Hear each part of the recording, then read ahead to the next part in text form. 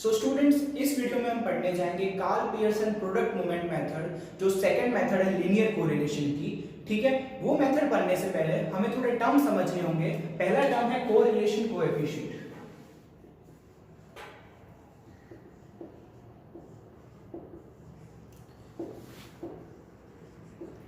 Correlation coefficient का मतलब होता है कोई भी दो वेरिएबल्स है तो उनके बीच में कितना रिलेशनशिप है। कितना मतलब फॉर एग्जांपल 10% है, 20% है, 30% है। सो हमें कोरिलेशन कोएफिशिएंट का मतलब क्या होता है कि उन दोनों के बीच में कितना रिलेशनशिप है, वो हमको Karl Pearson product movement method से पता चलता है। ठीक है, और Karl Pearson product movement method के कुछ अजम्पशंस भी है। वो अजम्पशंस है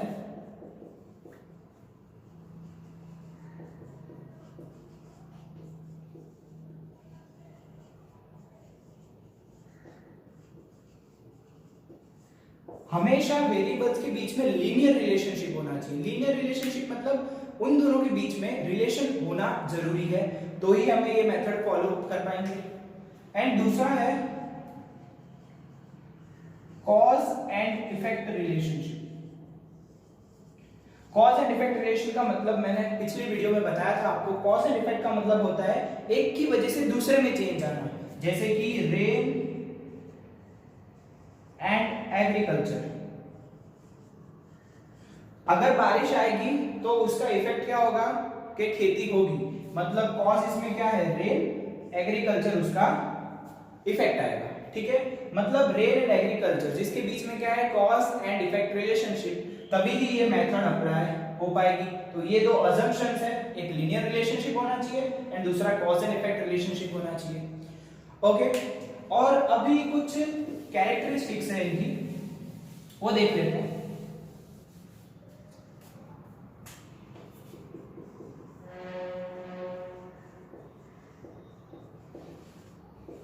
ये एग्जाम में होती है थियरी के क्वेश्चंस में कैरेक्टरिस्टिक्स, तो ध्यान से देखिए।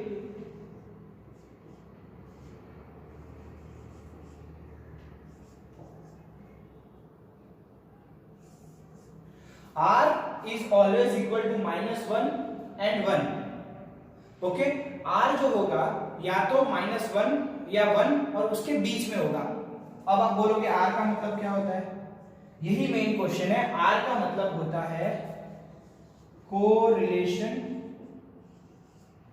कोएफिशिएंट। कोरिलेशन कोएफिशिएंट या तो -1 हो सकता है, 1 हो सकता है, या तो -1 और बिटवीन 1 या -1 और 1 के बीच में होगा। ये इसकी पहली कैरेक्टरिस्टिक्स है, -1 और 1 के बीच में होगा, या -1 भी हो सकता है एंड 1 भी हो सकता है। ओके, सेकंड कैरेक्टरिस्टिक्स है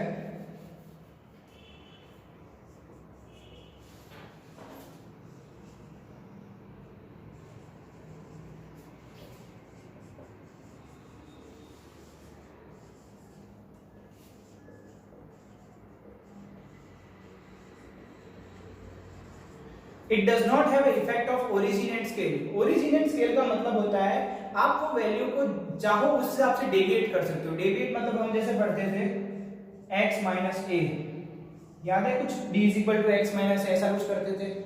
तो ये x माइनस a करने से या x minus a by c करने से r की वैल्यू को कोई भी फर्क पड़ता नहीं है।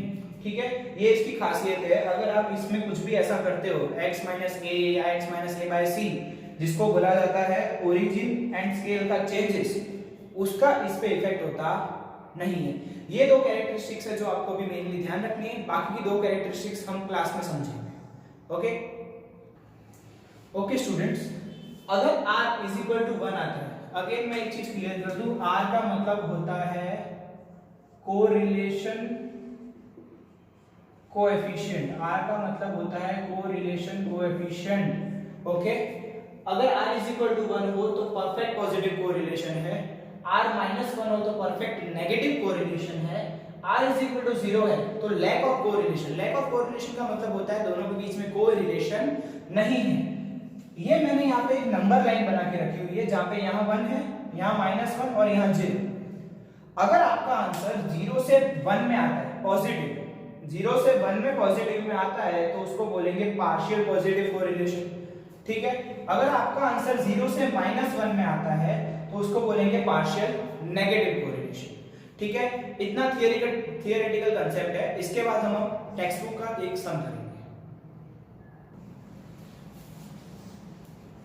ओके स्टूडेंट्स, सो जैसे मैंने आपको पहले बताया था, कार्ल पियर्सन प्रोडक्ट मूवमेंट में 3 फॉर्मूलाज हैं जिससे सम सॉल्व हो सकता है। उसमें से हम पहली वाली फॉर्मूला पढ़ने जा रहे हैं। बट आपका सबसे बड़ा क्वेश्चन होगा कि हमको पता कैसे चलेगा कि कौन सा फॉर्मूला कब लगाना है। तो आइए देखते हैं ये फॉर्मूला अभी जो मैं आपको सिखाने जा रहा हूं वो कब लगाना है।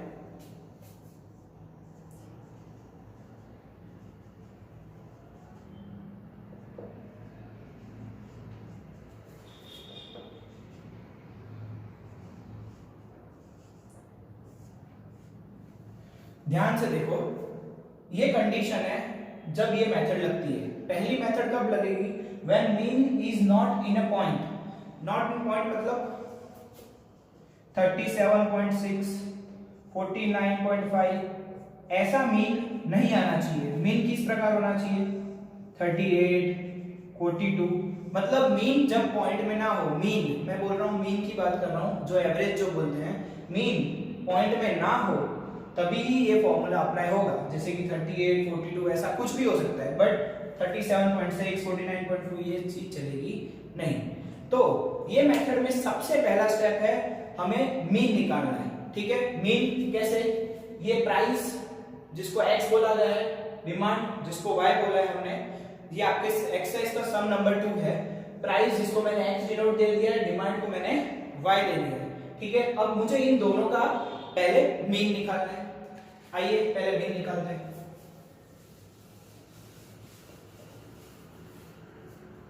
ओके, मीन निकालने के लिए आप क्या करोगे? इन सब का टोटल और इन सब का भी टोटल करोगे, तब हमें क्या मिल जाएगा?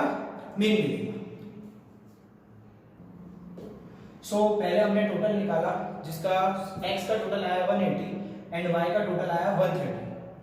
x का टोटल जो 180 है, मैंने सिग्मा xi अपॉन n जो मीन की फॉर्मूला होती है वहां पे रख दिया 180 यहाँ पे, एंड टोटल 1 2 3 4 5 6, टोटल 6 टर्म्स है, इसलिए n की जगह क्या आ जाएगा? 6। ये आपने 11th में किया हुआ है। 180 डिवाइड बाय 6 30, इसका मीन आ गया।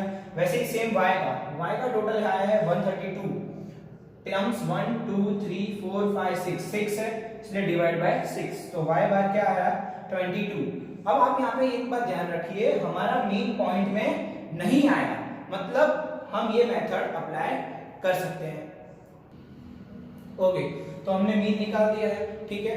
अब ये हमारी फॉर्मूला है इस मेथड के लिए, sigma x minus X bar into Y minus Y bar root sigma x minus X bar का square into root Y minus Y bar का स्क्वायर। ये फॉर्मूला खाली दिखने में खतरनाक है, एक्चुअल में नहीं है। Sigma x minus X bar Y minus Y bar into करना है sigma x minus X bar का square into sigma y minus Y bar का स्क्वायर, ठीक है। अब ये फॉर्मूला आया तो आया कहां से, ये हम डिस्कस हमारे लेक्चर में करेंगे, बिकॉज इसमें क्या है, इसका कैलकुलेशन काफी ज्यादा लॉन्ग है, तो ये लेक्चर में करना फिजिबल नहीं है। सिग्मा x माइनस एक्स बार और y माइनस वाई बार, उसकी वैल्यू पहले निकालनी पड़ेगी। तो x माइनस एक्स बार मैंने यहाँ लिख दिया, y माइनस वाई बार जो मुझे चाहिए यहाँ पे मैंने लिख दिया, x माइनस एक्स बार का स्क्वायर वो भी मैंने यहाँ लिख दिया, sigma y minus Y bar का square, y minus Y bar का स्क्वायर। अब मुझे क्या चाहिए?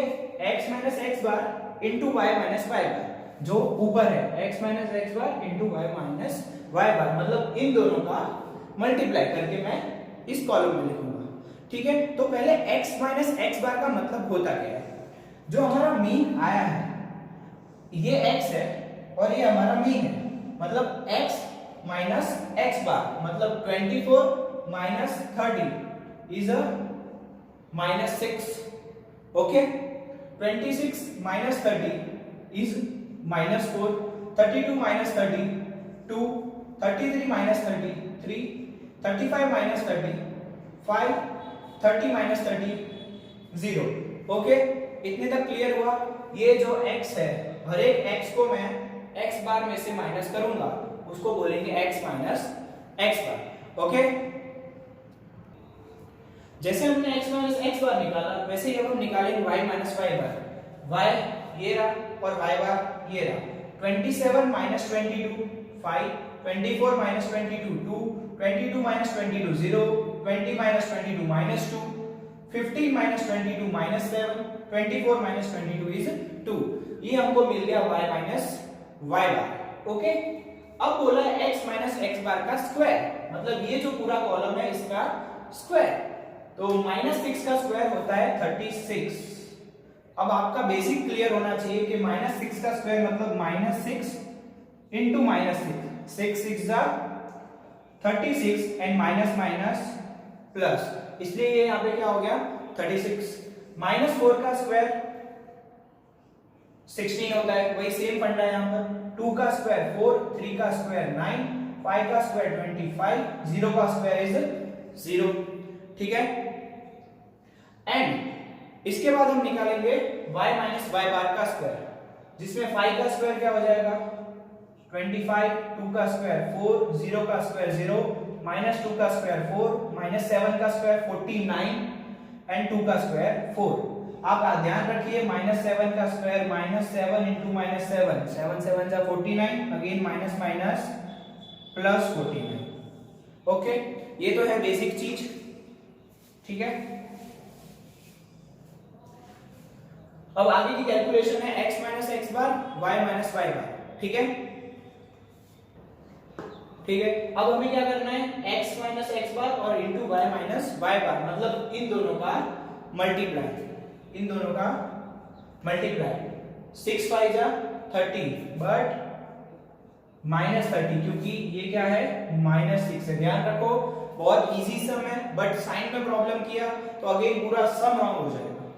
-4 इंटू 2 -8, 2 0 जा 0, 3 2 जा -6 बिकॉज इधर -2 है, 7 5 जा -35 बिकॉज -0 2 जा 0। अभी बहुत सारे लोगों को पता नहीं होगा कि 0 से कुछ मल्टीप्लाई होता है तो वो इटसेल्फ 0 हो जाता है। ठीक है, अब हम इन सब का टोटल करेंगे, उसके बाद इन्हें फार्मूला में पुट करेंगे। ओके स्टूडेंट्स, तो हमने क्या कर लिया, तीनों का टोटल कर दिया जो हमें हमारे फार्मूला में चाहिए। सिग्मा x माइनस x बार y माइनस y बार, ये रहा उसका total. y minus y bar square, इसका टोटल ये रहा, एंड x माइनस x बार का स्क्वायर। अब हमें इन तीनों का टोटल खाली वहां पर पुट करना है और हमें हमारी कोरिलेशन कोएफिशिएंट की वैल्यू मिल जाएगी। पहला है x माइनस x बार y माइनस y बार, उसकी वैल्यू है -79। ओके, इतने तक क्लियर। अब उसके बाद है x minus x bar square, जिसकी वैल्यू है 90, बट उसे आप ध्यान से देखिए रूट में रखना है, मतलब ऐसे जो भी 90 आया है x minus x bar square का रूट रखना है, मतलब root 90 multiply by y minus y bar square जो 86 है, तो रूट 86। ठीक है, अब हम इसे पहले नीचे का सॉल्व करेंगे। ठीक है, तो पहले आपको 90 और 86 का मल्टीप्लाई करना है कैलसी में, तो आपका आंसर आएगा 7740। ठीक है, 90 और 86 का मल्टीप्लाई करना है कैलसी में, तो आपका आंसर 7740 आएगा। देन आपको क्या करना है, उसका रूट निकालना है, मतलब आपको कैलसी का जो रूट का बटन होता है वो दबाना है। ठीक है, तो आपको आंसर मिलेगा 87.744। ठीक है, क्या करना था वापस से देखिए, 90 इंटू 86 करना है, 90 मल्टीप्लाई बाय 86, जो आंसर आया उसको खाली एक बार कैलसी में जो रूट का बटन होता है वो दबाना है, तो देन आपका आंसर नीचे आ जाएगा 87.744। ओके, देन आप इन दोनों का डिवाइड करोगे तो आपका आंसर आएगा -0.897। ठीक है, बट जैसे मैंने आपको क्लास में बताया था कि अगर थर्ड डिजिट 5 से ऊपर हो तो यहाँ पे +1 हो जाएगा, मतलब ये आपका आंसर होगा -0.90 आपका आंसर हो जाएगा। ओके, क्योंकि 89 में +1 है।